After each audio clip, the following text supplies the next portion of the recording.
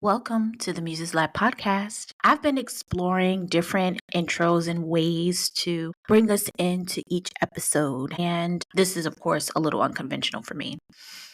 However, I wanted to intro in that we're having our astrology talk. And if you listen to season 3 of the podcast, you will be familiar with myself and Kailyn Davillier when we talked about how to observe and apply astrology to your life. So I wanted to bring her back on because there's so many things happening with the world in itself, and there are a lot of planetary activations that are happening. And we have been trying to get this astrology talk going for a couple of months now. So we were finally able to get our schedules together, and we had to divide it into 2 parts, of course, because when her and I get together, between being fire signs and being ADHD girlies, the conversations can last 4 hours. But in this instance, it's 90 minutes. But I broke it down into 2 parts.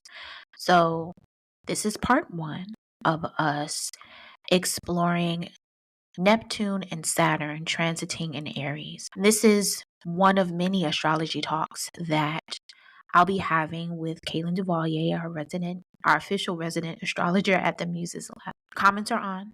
Let me know what you think. Let's begin.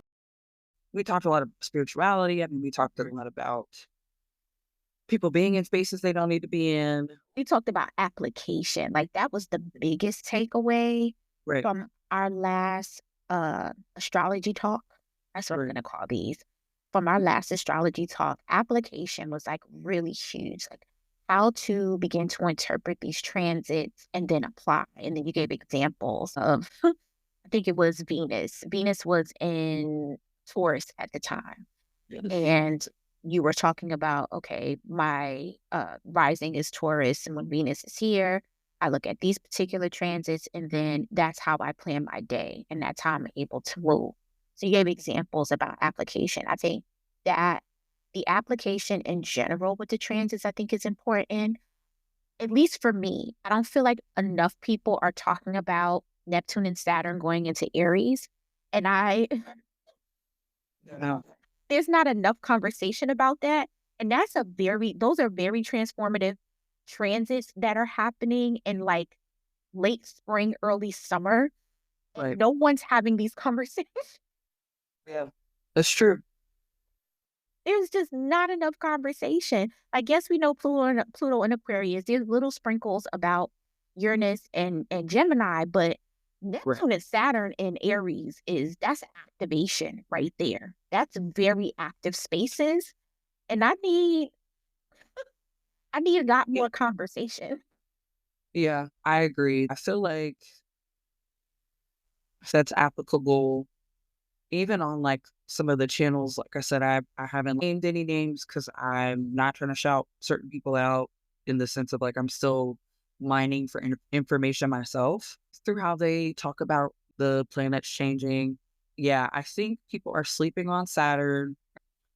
Here's what I'm going to say, and I think I kind of lightly mentioned it, but I'm going to be very upfront about it, as I try to always be. But we have these planets, these outer planets, when they do this dance of, hey, like, I'm coming into a new sign, what people forgot about Pluto. I know I'm going back to big Pluto, but it's the same way. We had Pluto in Aquarius come into Aquarius. Pluto was still doing the little dance with Capricorn, and then it went back. The thing about these outer planets that a lot of people don't talk about, I think, from my experience or from my expertise, they'll talk about them coming in, but they don't talk about the fact that these planets will retrograde back into the previous sign. It has to retrograde back. It's not, they are coming forward, but they are going to still later in the year, particular Saturn is going to retrograde again in Pisces later in the year. That means that it's cleaning. It's not even cleaning. We're reassessing these last lessons and these last applications collectively, as well as we are personally. And as someone who's been traveling, like physically traveling as well, we have to be aware of the charts that we're using, because I'm using a relocation chart. That's a chart that dictates where you are in the world with your natal chart, just for people who don't know or aren't familiar yet. I can talk all day long about Saturn going into Aries, but at the end of the year, just like Pluto did, Pluto went back to Capricorn for a hot little second. And then when it came into directness in a new sign, that is 0 degrees. That is, I'm actually coming here to stay. It's not, oh, I'm coming to 0 degrees and might hang out for 1 degree or 2 degrees. Because again, the outer planets sometimes take a longer time to go through the degrees. They're not like Mercury. It's not like Venus. They're not boom, boom, boom, boom, boom, boom, boom. Outer planets in particular, especially Pluto, Uranus, Neptune, when they go into 0 degrees and they station direct, so they're there for their full transit, that is when you really have to get comfortable with that planet being in your home. Again, like that's how I talk about the birth chart, talk about how the planets come to your house as a house guest. Are they welcome there? Do you know how to set up for this planet? And Pluto and Aquarius, we've had little sprinkles here and there, but when Pluto said, I'm stationing direct in Aquarius, I'm here for 20 years. And I'm going to be here. I'm going to be living in this house in your chart, Placidus or whole sign. It doesn't matter. They're going to be a roommate with you for that time. Like, let's say you are ruled by Pluto. That's one of your chart rulers, because that would only be Scorpio. It would be Mars, and Scorpio would be your chart ruler. Let's say that's your natal placement. Pluto is coming back in Aquarius, and you're for sure rising sign of Scorpio. That means Pluto is in your 4th house, or your 4th house energy, right? Placidus, whole sign, like third, it may be 3rd or 4th, but Pluto is going to be your roommate in that part of your chart, in that quadrant of your chart for the next 20 years. That's just what's happening. That's just what's going down. I'm a Leo sun, but my Leo and like the Taurus rising thing, like I know Pluto in my natal chart is kicking it in the 10th house, natally. That's where Pluto's going to be for the next 20 years. We're living together in the 10th house. And guess what? Like I said, I have been traveling. I've been abroad now since the end of August. I've been doing this like kind of travel, and being Pluto, like that's what we're doing in the 10th house. So my status has changed. I'm a international traveler now. Like that's something that me and Pluto have been working out, because Pluto was in the 9th house of travel, but me and Pluto and Capricorn were doing that. We were talking about it. There was a lot of delegation going on about that towards the end of Pluto and Capricorn transit, but I didn't really set that in motion until certain things happen. And so, for example, like we're talking about with Neptune, which has been in Pisces, and like I said, will retrograde again later this year. Neptune is currently in Pisces. Neptune will travel into Aries at the end of March, and then it will retrograde in Aries at those degrees, the 4th of July, but then it will be retrograde in Pisces October 22nd. So we're talking about months. This is like, what, 3 months these changes are happening. And then at the end of the year, December 10th, for example, it will go direct in Pisces. So it still has to come direct in order to fully station into Aries. So yes, it will station in Aries officially next year, but essentially, yes, we're getting I call it like the curtain call. Like I try not to use the drama theater aspect of it, but even just like for a show or a podcast, try to have a little hash it out. You talk about what you're going to talk about before.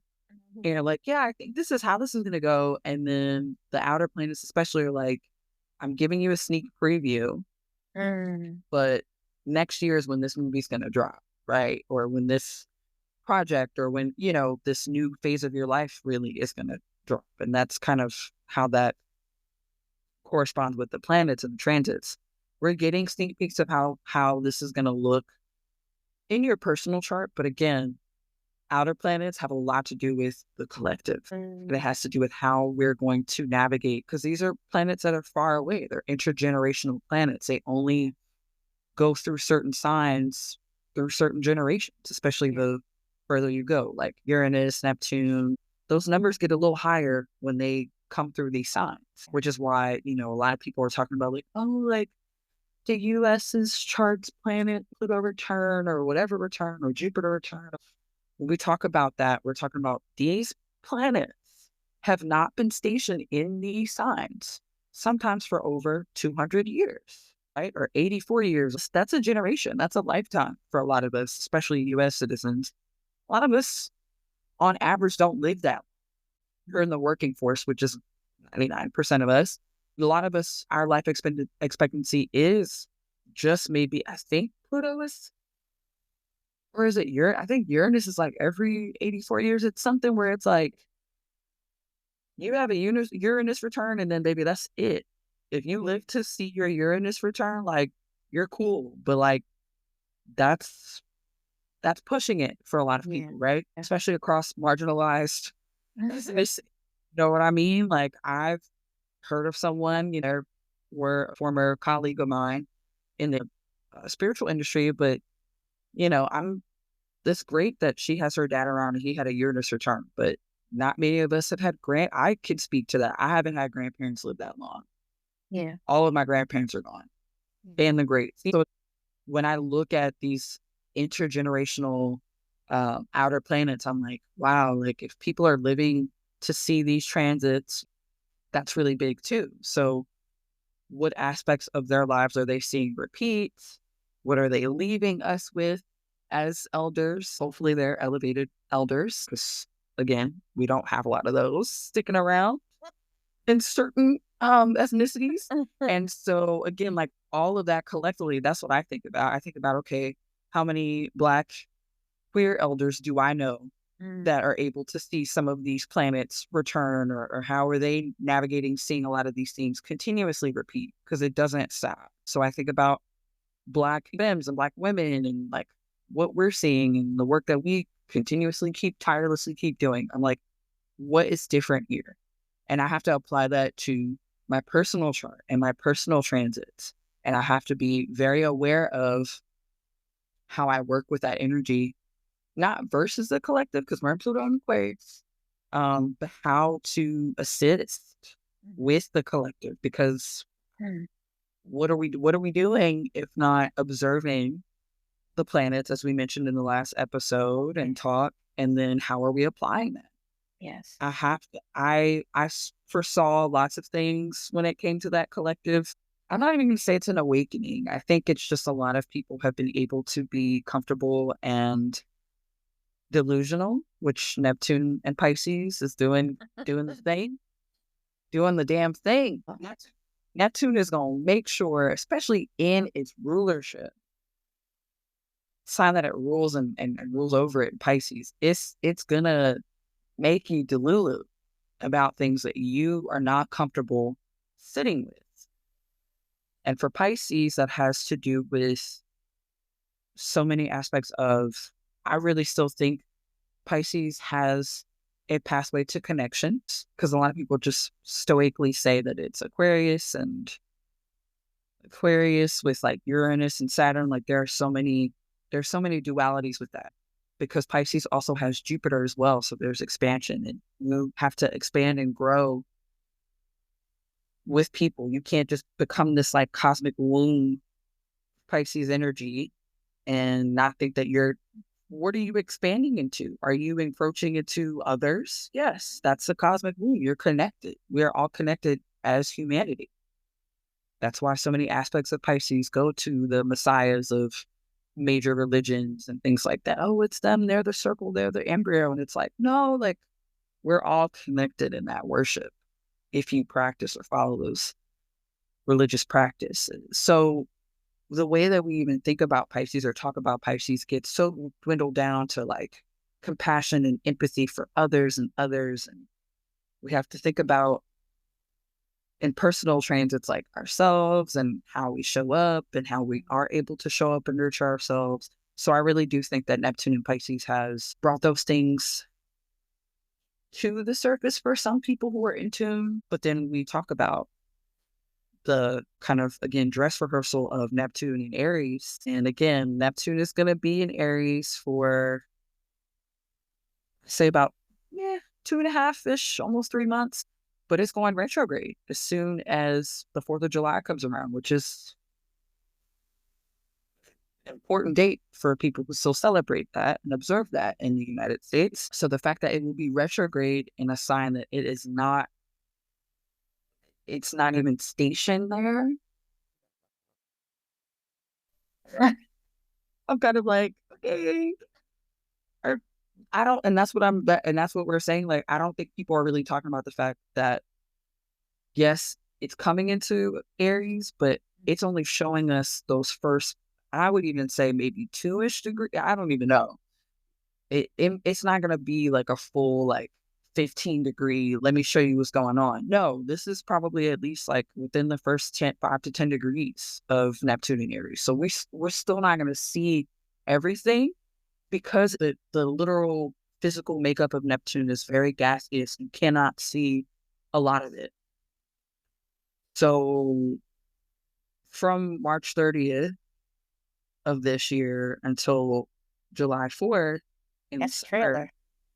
Yeah, that's a trailer. That's a 2.5-month trailer of this is what I'm about. Literally, we don't know, but I will say when we move, just like we did with Saturn and Pisces, moving to Saturn and Aries, and like how that's going to go. Sorry, I'm like already in the future on that.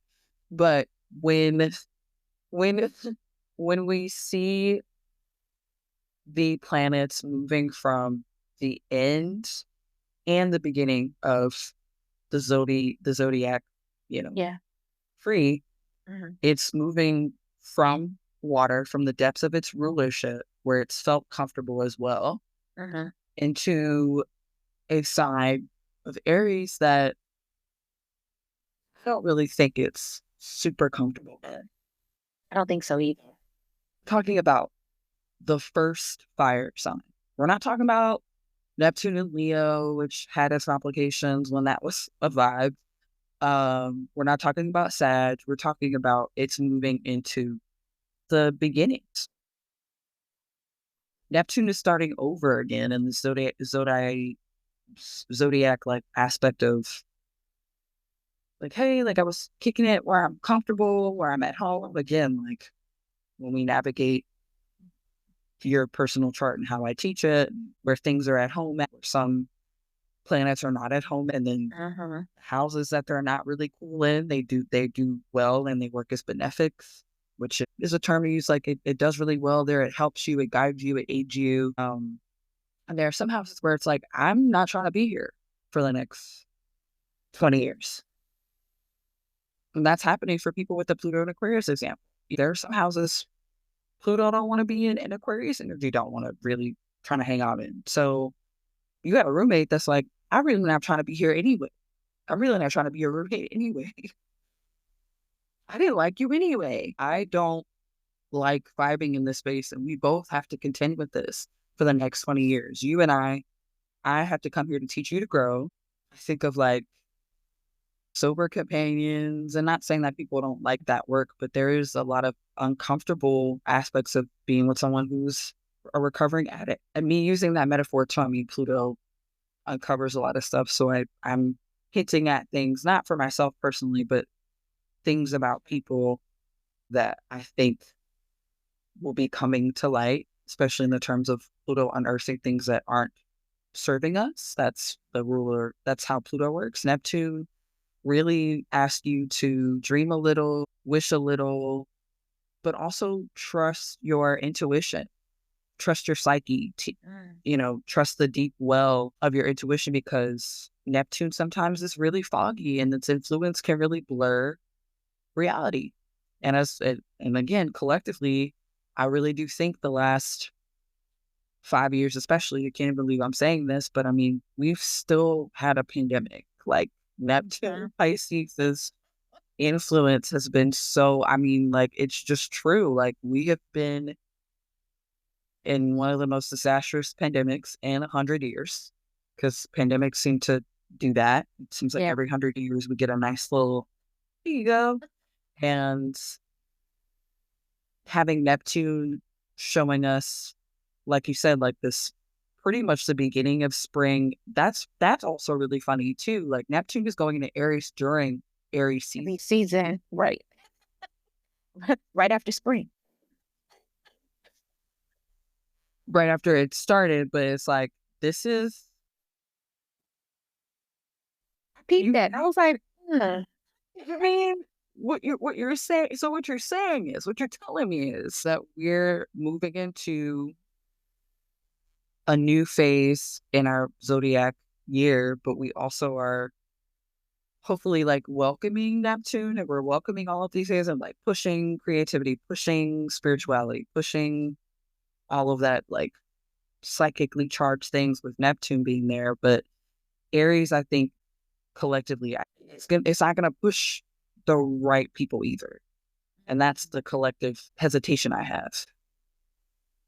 I think we're going to see the results of the lack of people really getting together and figuring out that like we have multiple pandemics now that are going to be starting. I do see that Neptune and Aries, particularly in the springtime, with weather maybe not changing in certain parts of the world. I mean, New Orleans just had 10 inches of snow a week and a half ago. They did well though. They did well. Not really. That was joyous. At least what I saw on the interwebs, it was very joyous. But that's something too people need to understand. Like, people did not get to go to work. We do not have the infrastructure for that. So as cute as social media makes things look, that is climate change at work.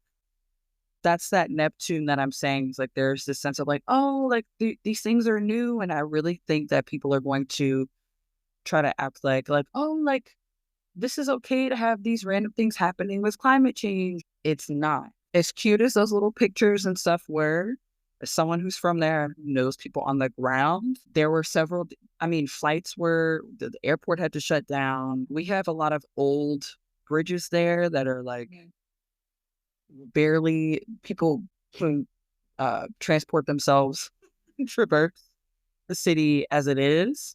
So having ice is not, that's kind of Neptunian too, like not being able to see something. Like I think of that. But so no, I'm gonna say this as a New Orleanian, like, no, we didn't do well because they didn't prepare for that, like how they should. Absolutely. So it looks cute online, but we're talking about people not being able to go to work. We're talking about houseless people, which is already an issue everywhere, but the Super Bowl is happening in New Orleans during Mardi Gras.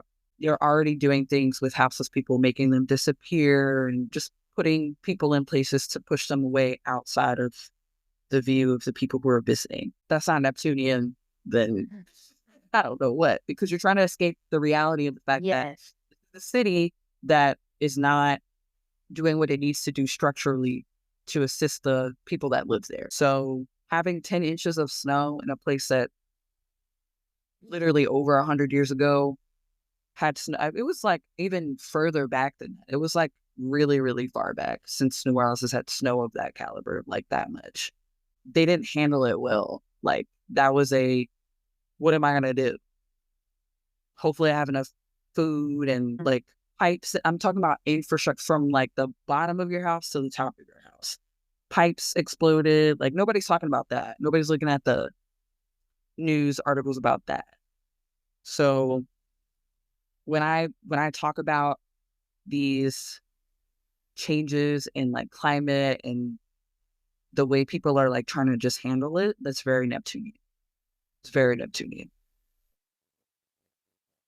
We can't handle 10 inches of snow every year because from an infrastructure, just foundation, we are not equipped for that. We're not equipped for the hurricanes either. Yeah, but not even just infrastructure, just the way and not just New Orleans, the Deep South period, just where everyone's located environmentally. No state in Deep South is equipped to manage any type of snow, whether it's an inch or 10 inches. Just environmentally, no one is equipped to do that. Snow doesn't belong in the South. You're getting closer to the equator. There's not supposed to be snow anywhere close to the equator. That doesn't make sense. So yeah, just like overarching, when you think about that, that's problematic. And I was very concerned for all my friends and family that's in the deep South, because y'all don't know how to navigate that. I know how to navigate it. I don't like it, but I know how to navigate it because I'm in Jersey, and that's how I grew up. You know, I live in Buffalo, where they get 5 feet of snow. People get snowed into their houses. You know, unfortunately, that is par for the course, because that's lake effect snow. Lake Erie is right there. So that when you get lake effect snow, that's a different type of snow. I don't get lake effect snow, but Buffalo gets lake effect snow. And I used to live in Buffalo, so I understand that part. So even us that's in Buffalo, Pittsburgh, Boston, Jersey, New York, Pennsylvania, we know how to navigate those things. Like even when it started getting snow in DC, that was wild to me, because when I grew up, there was no snow in DC or Virginia or in Maryland. They never got snow. Everyone above the quote unquote Mason-Dixon line, we got snow. No one below these areas got snow. So even now, snow is normalized, and a little bit normalized in DC and Virginia. People are kind of used to getting at least 3 or 4 inches of snow. That's still uncanny to me, especially in the winter months, because that's where we would escape, because it's warm. You can't escape there now. And we all getting 40-degree weather. And that's what's happening with New Orleans, especially New Orleans. People literally will come here for the winter and just, hang out. And that's wild, in and of itself. Cause I mean, like,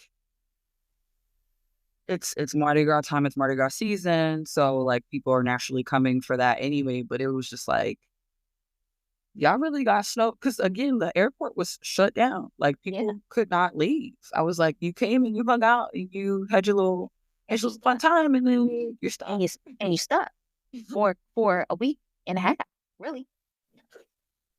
Until that ice started melting, and I haven't checked back to see like how the airport, like when they started doing everything, but again, like they didn't even have the equipment to defrost, or I don't even know what you do. I don't even know what you do, because I don't have the language. I don't have the language to talk about that, because we don't know. Salt, right, salt. But I'm like, I know they ain't got that. No, that Super Bowl money did not go to prepare for something possibly like that. And so, again, like that's why I think of the Neptunian aspect of just like, okay, this is something that I didn't foresee. How do I navigate this? But collectively, it's like, we're going to be done with this. It'll be 72 in a week. We'll figure it out, whatever. And I'm like, what about the people who are in the outskirts of the city, who live off in dirt roads in country, bumpkin, Louisiana, Mississippi, Alabama, Georgia, Texas? Like, it's all the same vibe of like, these are the places that aren't seen, they're hidden, or they're obscured from reality. So that's my sermon about how I think that Neptune is going to be navigated, because we're only going to see so much of Neptune's preview up until the 4th of July. And then it's going retrograde and going back and having us reassess what we've learned since March 30th with it in Aries. So we're going to sit with it for a hot little second up until about October, when it goes retrograde back into Pisces, until the end of the year when it goes direct. So it's like, we're going to get this nice, maybe 3 to 6 months energy of Neptune in Aries. Yeah. Will it be comfortable? I don't think so, because the first 10 degrees of a planet, especially an outer planet that affects the collective. Mm-hmm. I'm not saying this to be a little like, I'm trying to be as clear as possible about Neptune, one of the most confusing planets. Mm-hmm. And I do think it's going to be a little hard. I do think personally people are going to be able to push through and start some well-intentioned goals if they have them, if they sat with them with Neptune and Pisces this last transit. Do I think that people are going to want to feel healthier, better about things, more positive about things? Sure. With Aries energy. I think of like exercise. I think of like trying to feel healthy, but then we have these things happening with our food sources. So I don't see how that's going to correlate with Aries energy. There's going to be fighting over food, possibly. I would even say, yeah, just like struggles. But then, we go, I think that'll be more like Saturnian, like Saturn. We can talk about Saturn when it comes to limits, restrictions. So we're going to have food restricted. Obviously, access to food is going to be limited. There's boundaries around that. So we come from Neptune, which we really think about doesn't have any boundaries, doesn't have any limitations, because you just don't know where the limitations are, which is not great. Yeah. For people. Addictions, things like that come up with Neptune. So then we have Saturn, though, who's also been in a...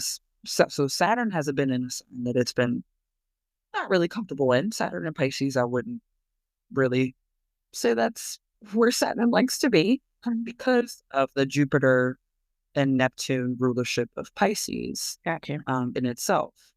And then Neptune was in Pisces. So there's been a lot that I think Saturn has been trying to teach us and trying to remind us. Sometimes you do need to remind somebody of, hey, like, this is as far as I can go with this or with you. And even in, like I said, the way that we sit with the planets as like a roommate for their transit, however long they're going to be there. Saturn and Pisces sitting in a house probably has been like, hey, like, I don't really like being in this energy, but I'm in this house with you. And we need to make some things work. We need to figure out what these boundaries look like. And so for me, I think about structure.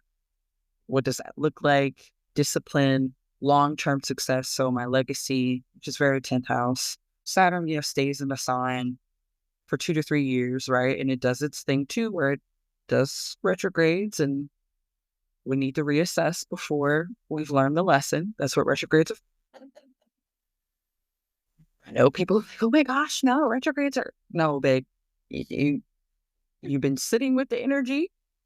You need to basically, especially for Saturn retrograde, like, you need to take a test.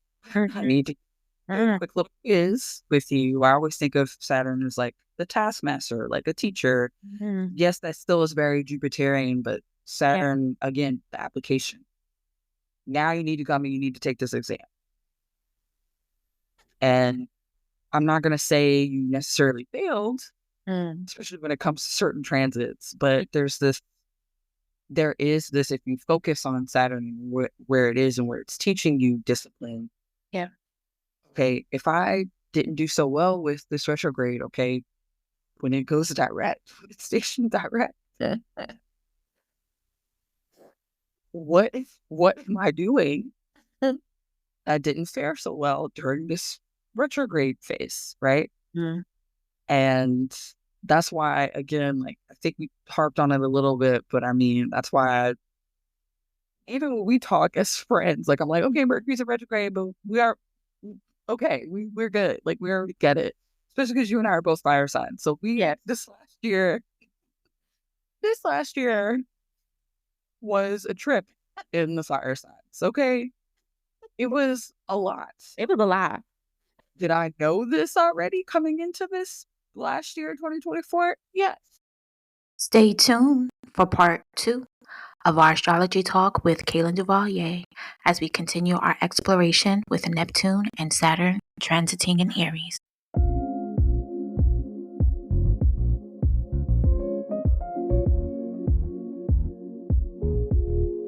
Thank you for tapping into the Muses Lab. I hope you enjoyed this week's adventure. Be sure to like this episode, subscribe on your favorite podcast platform, and share the wealth with others. Sign up for my newsletter and join the TML community at www.themuselab.com. Receive weekly musings, early access and exclusive drops, as well as discounts on products and services. Thank you once again for tapping in, and until next time.